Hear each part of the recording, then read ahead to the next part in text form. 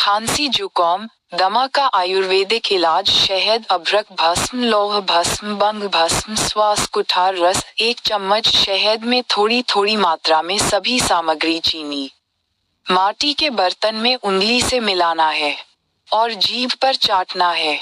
कम से कम 2 महीने।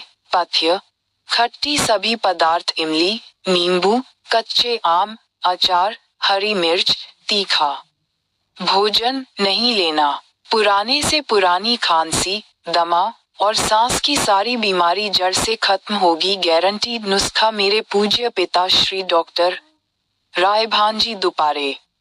इनका आजमाया हुआ पेटेंट फॉर्मूला है और सैकड़ों लोगों पर सफलतापूर्वक बिना साइड इफेक्ट आजमाया हुआ, तुरंत लाभकारी है। शुगर के मरीज शहद की जगह गिलोय सथ ले सकते हैं। Mahendra Dupare property expert Nagpur.